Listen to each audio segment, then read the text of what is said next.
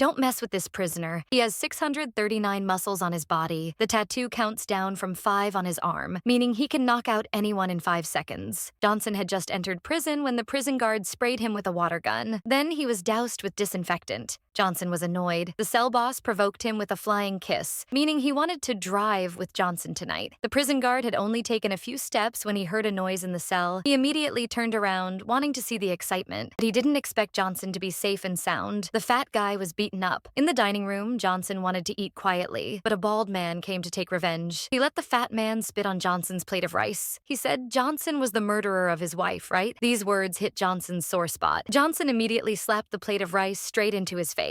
The bald man took the opportunity to sneak attack Johnson. Johnson took the plate and hit his leg. It turned out that Johnson's wife was murdered by a mysterious person. He himself was also sprayed with sleeping gas and passed out. When he woke up, the police had already appeared and the murder weapon was in Johnson's hand. Johnson was then taken to Tomaner Island Prison. This prison is a private enterprise built on the sea, connected to the mainland by a small bridge. The warden took him to meet Hannessy. Hannessy looked at Johnson's resume, knew he was a top racer. She wanted to make a deal with Johnson every year. The prison held a race, and she would make a large sum of money from live streaming that race. The most popular racer was King Mask. He won 3 races in a row in the 4th race. He was bombed with serious injuries and eventually died. As long as Johnson replaced King Mask, won 5 races, he would be released from prison. Johnson was eager to avenge his wife, so he agreed to hand over Johnson to the coach. Only the coach and 2 mechanics knew about Johnson pretending to be the masked king. The coach took Johnson to see the race car. This was an Einstein car with a modified V8 engine. The body of the car was equipped with 0.75-inch thick steel plate and bulletproof glass made in China. The back had 6-inch thick iron armor. There was also a smoke bomb in the car. Only when the race started did the bullets come out. The coach told Johnson that the race was divided into 3 phases. The first phase was mainly about dealing with enemies. The third phase was a speed race. At this time, Johnson was paying attention to the staff wearing GPS devices. Johnson clearly remembered that the murderer was also wearing this. Could the murderer also be in this prison? Wow. The first race began. Johnson put on a mask and pretended to be the Mask King. Hannessy sent a group of beautiful female prisoners to increase the popularity. He live-streamed the male prisoners swallowing their saliva. At this time, the number of viewers watching the live stream had reached 10 million. Sarah sat in Johnson's car. As soon as Johnson spoke, Sarah knew he was a fake because she had seen the Mask King. Johnson took off his mask. She said that he was much more handsome than the previous Mask King. At this time, the number of viewers watching the live stream had exceeded 45 million. The second phase was a death race without any rules. Kill all is king. The green light is on and the race begins. 9 cars are racing at full power like sharp arrows. The roar of the engine and the friction of the tires echoed throughout the arena as the rankings kept changing. The 2 cars on both sides desperately crashed into Johnson's car. The car behind him had already passed. Johnson dropped to 4th place. Robert stepped on the gas and hit the back of Johnson's car. Sarah hurriedly told him to turn left. Robert took the lead again. Robert's car had a large body and thick armor, constantly crashing into Johnson. Johnson was a little annoyed and turned around to stab Robert. Sarah advised Johnson that if he continued to crash like this, we would be destroyed first. Johnson calmed down and continued to accelerate. At this time, Hannessy ordered the activation of the prop model. 3 types of signs appeared on the track. Drive over the sword to activate the gun. Drive over the shield to activate the defensive weapons, which were smoke bombs, nails, petrol bombs. Drive over the skull and you will go straight to Hades. Drive through the activated Gehring sword aiming at the car in front. Result accidentally passing through the skull shape, an iron barrier 2 meters high. Rises black car rush straight into. Immediately exploded. Driving through the shield can spray oil to lubricate the car behind or scatter iron nails to damage the tires of the car behind. The car behind throws another bomb, but the driver does not die after crawling out. Immediately shouts loudly, "My life because I planned." A second later, the car behind hits the car ranked 7th and is eliminated after this series of events. The number of viewers of the live stream has increased to 46 million people. Johnson drives through the sword, activates the Gehring gun. As a result, after a few turns, it gets stuck again. Sarah takes off the seatbelt, opens the car door, climbs out, holds the flag, and goes to fix the Gehring. The girl in the car next to him takes the opportunity to use the machine gun to shoot at them. Sarah quickly fixes the Gehring and immediately shoots. Sarah quickly got into the car. Johnson began to evaluate Chow. This girl Zoe caught up and chased Theo, continuously shooting at Johnson's car. All the cars behind Johnson's car aimed at his car. In front, there was a shield Johnson quickly drove past. He activated all the defensive weapons, but the system did not react. In this critical moment, Genson told the tree to sit on his lap. Johnson urged her to sit up quickly. Sarah helplessly sat on Johnson. She only saw Johnson unlock the petrol bomb in the passenger seat and then shoot. Out of the passenger seat, the petrol bomb hit the roof and shattered. Gas poured straight onto the car behind. Sarah pulled out a lighter and threw it at the car behind. The car behind immediately exploded. The fifth-placed car was eliminated. At this time, a car caught up with Johnson. This person made a shooting gesture. Johnson suddenly remembered that Ra, the murderer, had also made this gesture. Johnson was immediately hit by Zoe and stopped on the side of the road motionless. At this time, the race ended. Johnson ranked last, but also successfully left a great mark on this race. There were 9 contestants, 3 eliminated, leaving 6. Johnson drove back to the repair shop and found that the weapon was not broken just as he was about to ask Sarah. She quickly left Johnson, went to find Hennessy and said he wanted to give up the race and asked if the culprit was in jail. Hennessy took out a picture of Genson's daughter and threatened him. Johnson found the culprit and beat him up just as he was about to take revenge on his wife. But suddenly, the prison guard appeared with an electric gun and shot Johnson. Next day, the second race began. Johnson took Sarah into the tunnel, grabbed the launcher in the passenger seat, and asked Sarah why the weapon wouldn't start yesterday. Sarah was helpless and had to tell the truth. Ra was a Hennessy who ordered Sarah to sabotage the weapon so that Johnson wouldn't win the death race. Pressing on the sword will get the weapon. Pressing on the shield will help him defend. Pressing on the skull will kill him. Johnson chased after the culprit who killed his wife. He got in front of the culprit to pass the sword first. He immediately activated the gun. Johnson turned the car around, activated the guarding gun, and started fighting the culprit. But his gun was twice as powerful as Johnson's. Johnson thought of another way. After passing the shield, he turned the car around and released a smoke bomb. The culprit lost his vision and crashed straight into the railing. Johnson drove back, put on his mask, and got out of the car. 2 hands holding the head of the murderer, using all their strength to twist him, he got his revenge. Let Johnson's wife look straight into the camera to show off to Hennessy. She ordered the armored car to come out and only saw a giant armored truck rushing into the racetrack. The door opened. A double-headed gun appeared on the roof of the car. There were also grenades and anti-aircraft guns. Every time it saw the car, it fired bullets that fell to the ground and the whole ground shook. The grenades exploded everywhere. When it exploded, a cloud of smoke appeared. If you run slowly, you will explode in the blink of an eye. 4th and 5th place were eliminated. Then the armored car dropped its iron chain hook and hooked it straight into the small car's chassis. The cannon slowly aimed straight at the car. Only a boom was heard. 3rd place was eliminated from the race. Johnson called Chozo to join forces to deal with the armored car. 2 people circled around the sides of the armored car and rushed forward. The fire activated the skull of the armored car and crashed straight into the obstacle. The front of the car exploded. The body of the car flew into the air and fell to the ground. Then a big explosion occurred. The second race ended. Hennessy was extremely angry. She asked the warden to place a bomb under the car to kill Johnson. The third race began. Johnson and Zoe started a chase. The warden started to play tricks as soon as Johnson drove past the sign the warden would order to close. Zoe's gun was activated, continuously shooting Johnson. Johnson had no weapon and could only let himself be shot. Zoe finally switched to a cannon and fired straight at Johnson's car.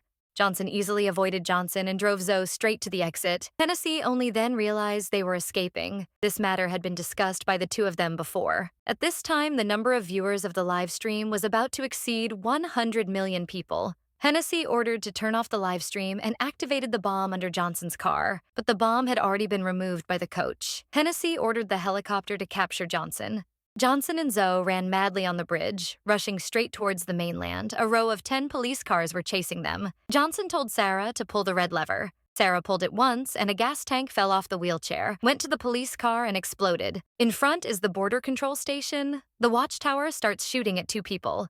Rushing straight through, the helicopter also catches up but doesn't care about Zoe. All of them chase after Johnson. Sarah tells Johnson to run away. She puts on a mask to attract their attack. So Johnson sneaks out of the car. Sarah drives really fast. After a long distance from Johnson, she puts on a mask and gets out of the car to surrender. Johnson and Roe climb onto the train and successfully escape. In Hennessy prison, they think they've captured Johnson. A fan sends a gift to Hennessy, opens the gift. Inside is a bomb.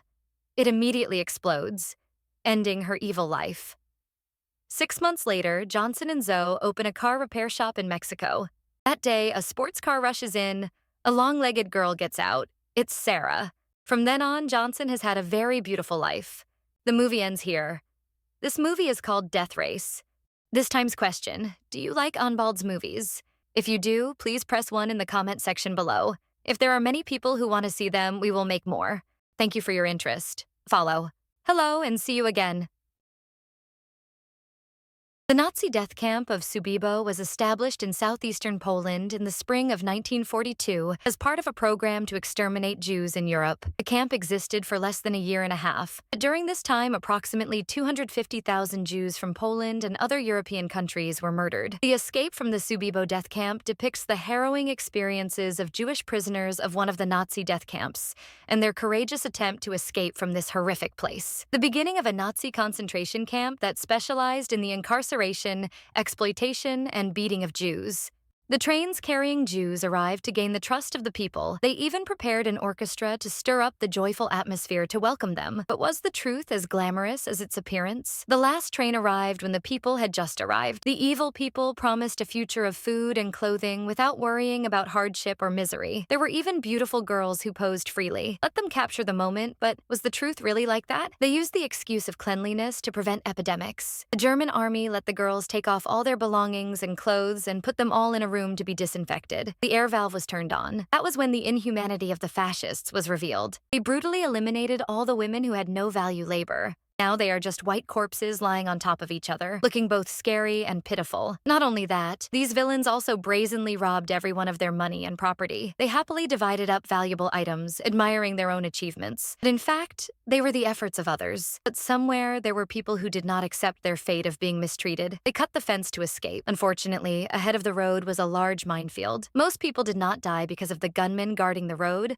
but they also died because of this cruel trap. Only one lucky boy managed to get through the minefield, but he could not escape, so he was buried here. They still weren't satisfied. The fascists randomly chose a few raw people to kill and show off as long as someone escaped, no matter how that person was, alive or dead, but surely someone else would have to die with them. This time, the Nazis chose 10 raw people to kill. A brutal massacre took place. Raw witnessed the horror of that. Those who intended to escape almost all gave up their intention. They thought it was better to be imprisoned than to lie cold on the ground. Only Jacob hated and shouted at these people for being cowards. They made his wife Ra go away forever. But there was a group of prisoners who were afraid that he would cause trouble and implicate others, so they dragged Jacob down and taught him a lesson. The following days, their lives weren't much easier. There was a guy who just didn't drink the glass of wine the commander named Rupp offered simply because this was taboo in the religion he was following. So this guy immediately took belt and whipped him continuously. He forced him to count each hit. He counted clearly and loudly and had to count correctly, or else he would start over. A brutal beating was thrown at the poor guy. Another commander, Berliner, had a more perverted hobby. He forced the two of them to kiss in front of him. Feeling dissatisfied, he would scream like a madman. Before, this guy used to love a Jewish woman, but his father hated Jews. He forced him not to marry her. Now, a pain always haunts him, and he screams like he's losing his mind. This for whom he had to massacre the people of the person he loved. In that moment of madness, another prisoner witnessed everything. Although he had returned to his position, but it seemed Berliner had no intention of pretending to ignore him while he was working. He was called back by Berliner and told that within 5 minutes, if he could not cut down the big tree here, he would massacre everyone here. Hearing the commander say that the guy glanced at Berliner without saying anything, his hand swung the axe blow by blow. Minute by minute, 2 minutes, 4 minutes, 30 seconds passed. He successfully cut down the tree, saving everyone from Berliner's gun barrel. Where there is oppression, there is struggle. That is the law of life. In the miserable prison, there was a group of people who gathered enough troops to revolt. The person who was capable of this important position was Zasha. Even though he heard people say that, he still refused because he had previously led a group of people to escape from a concentration camp. The result of that escape was failure. Everyone who Zaksa led died. After that time, Zaksa no longer had enough courage to lead another escape. He refused many calls, and this time the answer he gave did not change. He just thought that if he was patient, he could live in peace.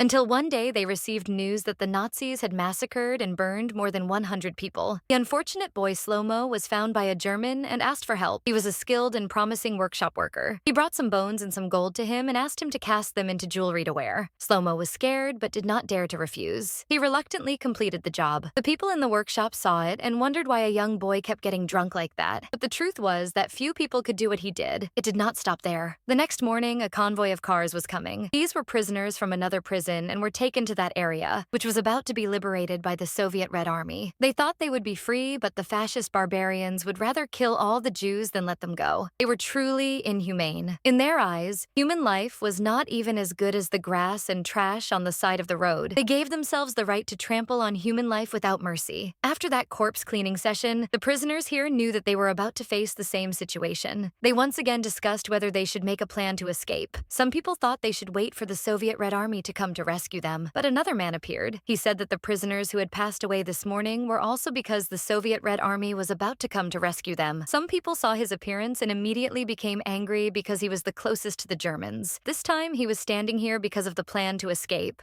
Zaksa looked straight at him, his eyes determined, showing no deception. He was a physics teacher, so he could freely go back and forth in the enemy's headquarters. They would take advantage of that to eliminate the ringleaders first. But to do that, they needed weapons. Zaksa informed Mozet to find bullets. Although it was very difficult, he also thought of a way to ask the women to help him get them. Among them, only Party was brave enough to do it. She successfully got a magazine, but was caught by the soldier. He unexpectedly discovered that she had hidden it in his chest. He immediately shouted and questioned her about where she got this thing. Party was still panicking when suddenly she was rescued by someone in the team.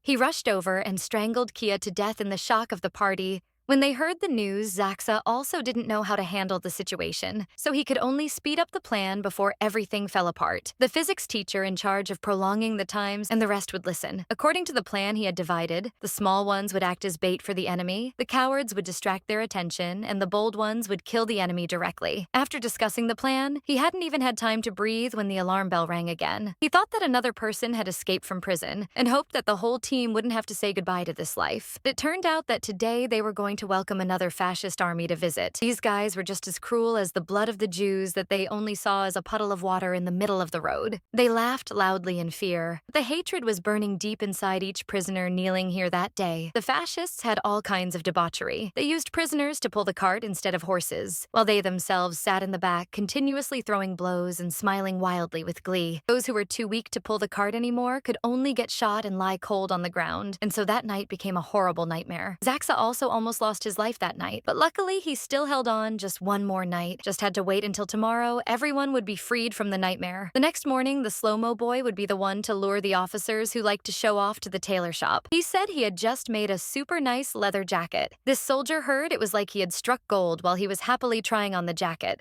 Bazit from behind suddenly rushed up and attacked, grabbed the gun and pointed it at his head. This guy not only didn't know fear, he arrogantly said, "You're making a little noise." Not letting this guy be complacent for a second longer, he immediately took a hammer and continuously hit the officer's body. Until he was completely silent, he called everyone to go clean up the body to continue seducing the fascist was unlucky because he didn't like this shirt very much. But fortunately, Morset successfully begged him to stay and try it on because it looked very suitable for him. Following the soldier earlier, he also received a hammer from Boris and then died. Next was the officer named Wutner. Knowing that this guy had a passion for shoes, they also used it to lure him. An unexpected incident happened. This guy took a chair and moved to another place, sitting out of everyone's plans, making it difficult for Boris to take action. They couldn't let the plan go wrong. They quickly solved Wutner with a scissor to the back of the neck. God also didn't want to help the evil guy when he screamed in pain. A flock of ducks walked past the house, making quite a loud noise until he collapsed. Fortunately, the plan still went according to its trajectory. Next, Theo was the most important part of the plan. Slow-mo carefully entered the room of the gun store guard, although he was quite nervous. But for the future of the innocent lives out there, he decisively struck a fatal blow, successfully taking down this soldier. Then Slow-mo conveniently brought the gun back for everyone. Coincidentally, the alarm bell rang again. Everyone also had to quickly run away. Only Zaksa was able to hold Theo a gun in case of an emergency. Blinner looked down at where everyone was standing. He wondered why today there were too few prisoners, and where were the other officers? Suddenly, Blinner screamed and fell down. Someone shot him from the window. It was Somo. The soldiers on guard saw the movement and continuously fired in the direction the bullet flew towards Zaksa, took advantage of the chaos to shoot down the two guards. Then he shouted loudly.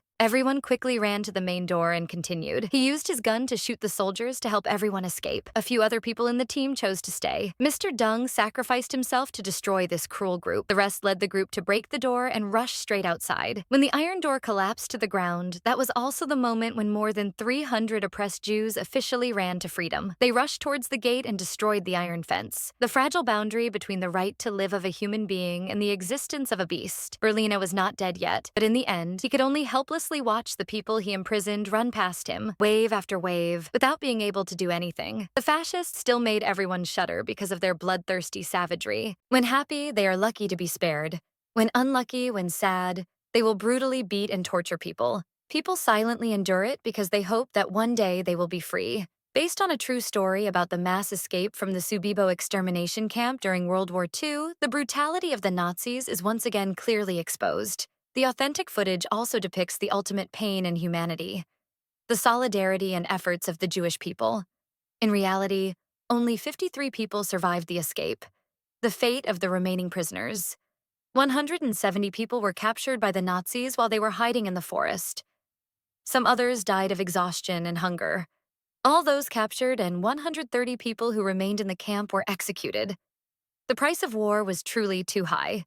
This man stayed at home, ate and slept, and didn't earn a single cent. His wife was extremely disappointed in him and wanted to kick him out of the house. The angry man left the house and returned to his old job. He decided to do something big. His name was Mason, who used to be the best Special Forces soldier. During a mission, he was unfortunately injured and was forced to leave the army. However, the survival and killing skills he learned in the army were useless in his daily life. Mason couldn't adapt to his current life for a while. Life was extremely bad. Finally, one day, an old friend came to Mason and invited him to his company to work as a bodyguard. At this time, Mason was facing his wife's anger because of his uselessness. He immediately agreed very quickly. Chibatel assigned him the first task of protecting a very famous female reporter who was going to a country in the Middle East to conduct an interview. The next day, early in the morning, Mason went to the TV station and saw the female reporter carrying her luggage out of the building. Mason immediately ran to help. As a result, he was misunderstood as a fan. There was no other way. Mason could only clearly state his identity. After knowing the truth, Claire was extremely embarrassed and took the initiative to talk to him. "I heard you came from the Green Beret Army unit. This is clearly a sign of being easily cuckolded." Mason was speechless when he heard that. "I am the top Special Forces soldier." And the two of them boarded the plane to the Middle East. This time, Claire's interviewee was the president of a small country. As soon as he got off the plane,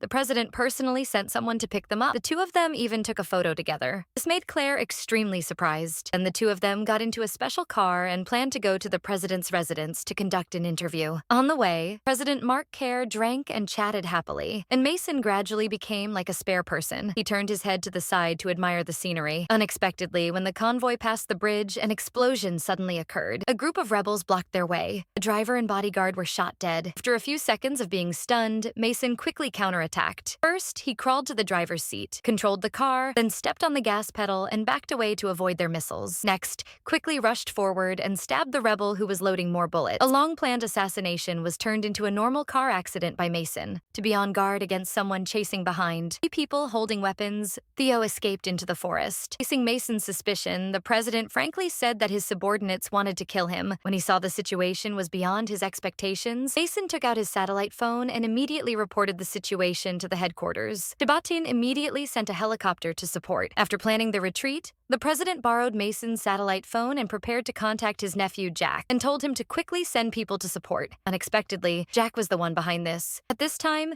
he had called many reporters to prepare to announce the news that the president was attacked and had died. Unexpectedly, his uncle was still alive. Jack was extremely surprised, but he quickly calmed down and immediately ordered his subordinates to kill the president. At the same time, the helicopter that came to support quickly arrived at the designated location. Unexpectedly, some rebels appeared above. Mason discovered that something was wrong, so he led Theo Claire to escape. High up in the helicopter, M determined the position of the two people. Bullets fell like rain. When the helicopter fired rockets again, the two people ran frantically from the forest to the stream bank, almost getting shot to death. Mason knew that if they kept running like this, they would be shot anyway, so he found a place to aim the gun at the helicopter and fired. After the helicopter exploded, the two people hid in the forest again because there were 2 rebels behind them holding guns. But in the panic, Claire and Mason lost each other. The 2 rebels approached her. Claire saw this and quickly hid behind a tree when she were about to be discovered by them. Mason suddenly rushed out from the side. After a while of fighting, he finally defeated the enemy. Claire kept feeling lucky to have hired Mason. She didn't expect him to be so strong. Right at this moment, another rebel suddenly appeared behind Mason. He was about to be shot to death. The sound of gunfire rang out, and the rebels fell down. It turned out that the president had arrived in time to save them. Then the president took the 2 people to escape back to his hometown. He grew up in this village and saw the people here. The village chief was very friendly. Seeing the president bring guests here, enthusiastically hugged them because the conditions were a bit lacking. Then the 3 of them were taken to bathe in the same place. This scene was was so beautiful. The president still did not forget the purpose of Claire's trip this time. After bathing, he and Claire conducted an interview under the witness of all the villagers before coming here. The information that Claire knew all showed that the president was a brutal person, but after a short time of contact with him and the affection of the villagers for him, she felt suspicious about the rumors outside. Then the president told the truth. It turned out that there was an outside force aiming at the country's rich natural resources. They wanted to take it at a low price, but the president refused, so the other side supported Cho. The rebel force wanted to overthrow his government. The president's patriotism for the people made Claire have a different view of him. This interview was extremely special and very successful. At night, everyone gathered together to drink wine to celebrate. After drinking a few glasses, Claire suddenly had a new spring in her heart. She could no longer contain her feelings, so she went to invite Mason to her place to sleep at night when she was bored. Unexpectedly, Mason is a special forces soldier, so his will is extremely strong. Colonel Chan personally sent people here. Besides Ra, he was the one who really pushed the coup. Chan was just a puppet. Ordered Cho Chan to immediately find Ra, the president, and kill the other party. If not, go home and prepare your own coffin first. At the same time, after waking up, Mason received a phone call from Shibatel. Ordered Cho Mason to kill the president. This was Mason's real purpose, but Mason thought that the president was a good person. He didn't want to do that, so he pulled Theo Claire to prepare to leave immediately. At this moment, Chan's forces arrived. The president hurriedly led Theo around the back of the village to escape. Chan couldn't find the president. Seeing that, the president decided to rush Ra at the crucial moment. Mason rode his horse to save the president from their guns. After that, the three people rode away. Unexpectedly, Claire wasn't good at horseback riding. Halfway there, she fell off her horse and was captured by Chan's men. Mason ran headlong into the dense forest to escape their pursuit, but the rebels' forces were extremely fierce. In order to save Claire, the president was forced to quickly regain power. Then the president took Mason, went into the city to find help. But when they arrived, they found out that the president's rescuer was a fat, sloppy guy. This made Mason very curious. Then he did it. According to the president's orders, he used the president to exchange messages with Chan. Though Mason did not know what the president was doing, he still went to see Chan. As soon as they met, two sides pointed guns at each other. Although Mason was alone, his spirit was not inferior to them. He was worthy of being America's top special forces soldier. Then they took Claire out of the car and prepared to exchange people. Unexpectedly, the president led his army of the people to Chan. Chan did not know what to do. No matter how brave he was, he did not dare to act in front of the people. Claire was saved. The president decided to immediately return to the presidential palace. He went through the tunnel. Only the president knew. This time, George was immersed in the peak moment of his life. This time, the president just found out that the person who betrayed him was his nephew. Claire immediately took out the phone and broadcast live to announce Jack's crime. He immediately explained that he was seduced by a bad guy. Because he was a descendant of the family, the president forgave. This time, the fat General Martinez walked in and saw that the president was not dead. He immediately opened fire. Luckily, the button may have stopped the. This moment, the president's bodyguards ran up and pointed their guns at the three people. The president immediately gave a patriotic speech. At this time, everyone had just reformed and turned around to confront the rebels who had just arrived. Both sides drew their guns and fought. The situation was extremely chaotic. Mason called the president and Claire to quickly retreat to the tunnel, but were still discovered by the rebels. The president hurriedly took them to hide in the secret room, thinking the three people could be safe here. The cunning rebels sabotaged the power source. The secret room immediately went dark. The most dangerous thing was because of the power outage, the ventilation system stopped working. There was no other way. Three people could only run outside. The three people could only fight and retreat, but the enemy's firepower was too strong. Mason told the president and Claire to go ahead. He stayed behind to fight. No longer bothered, Mason began to fight with all his might. But after a while, Mason's old wound suddenly became severed. Chan pressed him to the ground and held a knife to his neck. Mason was in danger. Claire suddenly appeared and knocked Chan unconscious. The president's bodyguards and the rebels were outside the fierce battle. Mason immediately picked up an AK-47 to join this powerful and attractive battle that made Claire fascinated. At the same time, he heard that Mason was in danger. Internally and externally, they completely destroyed the remaining rebel forces. Claire now held the phone and broadcast live television around the world. The president announced his resignation and established a transitional government to protect the country's natural resources. Mason's wife also saw her husband's dung event on TV and immediately said she didn't want a divorce anymore. After completing the mission, Mason rushed home. His daughter hugged her father and treated him like a hero. Then the president sent him a text message saying that he wanted to give him a surprise. Mason ran to the bank and saw that his account had an additional $5 million. Mason was extremely happy. At this time, his position in the family had changed. Above is the entire content of the movie Free Agent. Do you think this movie is good? If you think it's good, comment number 1. Thank you for your interest. Follow hello and see you again.